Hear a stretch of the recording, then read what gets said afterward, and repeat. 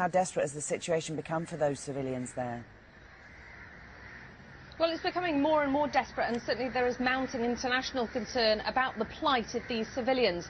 At the moment, the aid agencies estimate there are 250,000 people trapped. Now, that figure is very much disputed by the Sri Lankan government, who say it's been grossly exaggerated. They believe the figure is half of that, about 120,000 civilians. Even so, whatever the correct figure is, it's a lot of civilians we're talking about. These civilians have been pretty much cut off. They're trapped in a battle zone.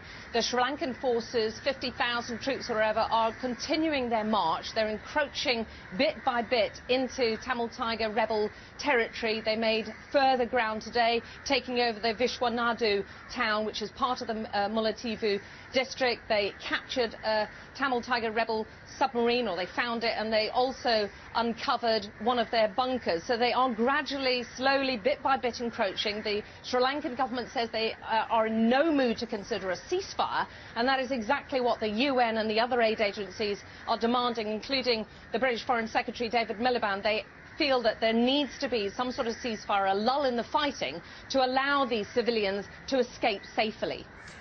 What, if anything, at the moment then, Alex, are the aid agencies able to do in terms of helping the people that are trapped? There's very little that they can do. They themselves are not allowed into the area. They've got a number of their vehicles stranded. They have a few staff. About half a dozen of the aid agencies have staff also in that area. Many of them, or most of them, are unable to leave. They're in the same position as the civilians. Communications, as you can imagine, are very, very difficult. So there's very little communication between those aid workers who are inside the trap zone and the aid agencies who are operating from the capital where I am. So communication's very difficult. The situation is very intense, with a battle going on. There are helicopter gunships, there are tanks moving in, there are troops firing. There are two armies, if you like, firing across each other, and these civilians trapped in the middle. So their situation is not very safe at all for them.